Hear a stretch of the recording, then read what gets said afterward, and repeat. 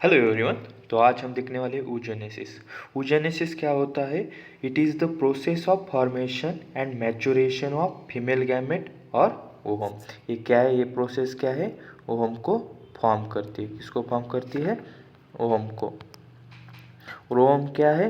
Female gamete होता है। Ovum क्या होता है? फीमेल गैमेट होता है। अब oogenesis जो है वो बिगेंस होती है during the fetal life and it pauses at birth, resumes at puberty, and ends after the fertilization. So there are two types of oogenesis. One is follicular oogenesis and second one is cellular oogenesis. First we will look at the follicular oogenesis. So oogenesis occurs in ovary and this is a ovary. ये क्या है? Ovary है। सो ovary में क्या form होता है? Primordial follicle. सबसे पहले प्राइमोडियल फॉलिकल फॉर्म होता है और उसके बाद में प्राइमोडियल फॉलिकल कन्वर्ट होता है प्राइमरी फॉलिकल में, और फिर वो प्राइमरी फॉलिकल सेकेंडरी फॉलिकल में फॉर्म कन्वर्ट हो जाता है और वो सेकेंडरी फॉलिकल फिर टर्शरी फॉलिकल में कन्वर्ट होता है। अब इस टर्शरी फॉलिकल से क्या होता है? रिलीज ओवम रिलीज होता है। क्या रिलीज होता है? ओवम रिलीज होता है। हाँ, ये क्या है? ओवम। तो इसे क्या कहेंगे? ओवुलेशन। यहाँ से क्या हो रहा है? ओवम रिलीज हो रहा है और इस पूरे प्रोसेस को ही क्या कहेंगे? Follicular oogenesis। समझ में आया? तो सबसे पहले oogenesis के दो टाइप्स होते हैं, follicular oogenesis, cellular oogenesis। Follicular oogenesis जो है वो कि फॉलिक्यूल में कैसे ओवम डेवलप होता है, फॉलिक्यूल में कैसे मैच्योर होता है, ये हम फॉलिकुलर oogenesis में देखा है। अब उसके बाद में फॉलिकुलर oogenesis के बाद में हम सेलुलर oogenesis की बात करते हैं। किसकी? सेलुलर oogenesis की। तो सेलुलर oogenesis में 3 स्टेजेस होती है। कितने स्टेजेस होती है? 3 स्टेजेस होती है।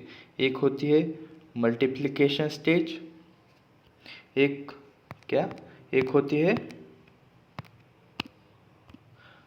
Multiplication stage,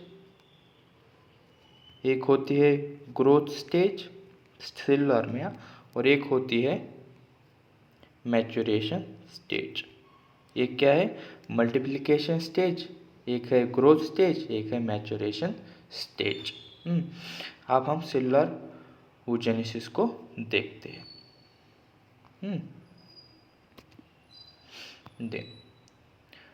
This is oogonium stem cell.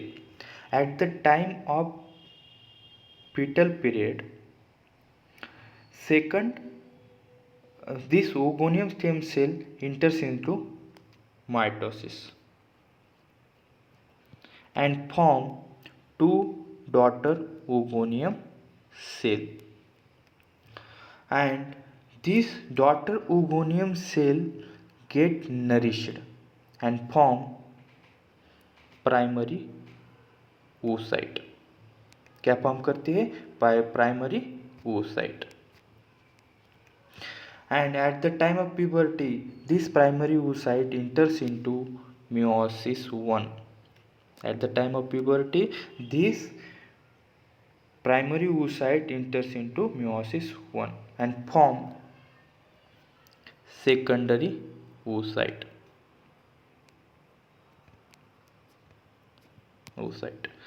and one polar body। ये फर्स्ट पोलर बॉडी है, polar body. then this secondary oocyte at the time of fertilization enters into meiosis 2 and form ovum। This is ovum।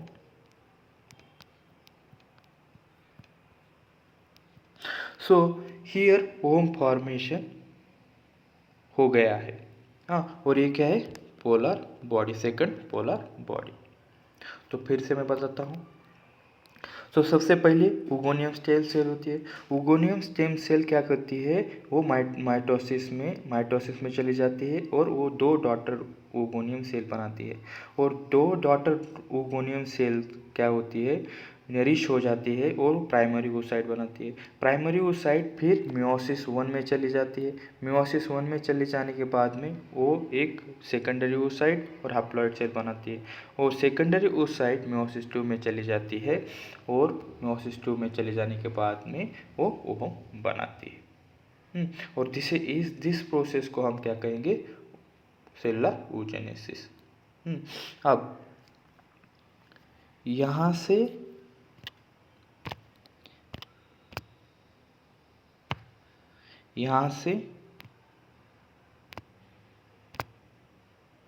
इस उगोनियम stem cell से daughter उगोनियम cell तक क्या होती है, multiplication stage. और daughter उगोनियम cell से secondary oocyte तक ग्रोथ स्टेज होती है। और प्राइमरी oocyte से ओवम तक मैच्योरेशन स्टेज होती है। सो कौन से हार्मोन्स इस प्रोसेस में इम्पॉर्टेंट है? सबसे पहले FSH, फिर लुटेनाइजिंग हार्मोन, फिर एस्ट्रोजन और उसके बाद में प्रोजेस्टेरॉन। तो यहाँ पे पूरा हमारा एक बेसिक स्ट्रक्चर सेलुलर oogenesis का ख़त्म होता है। और थैंक यू।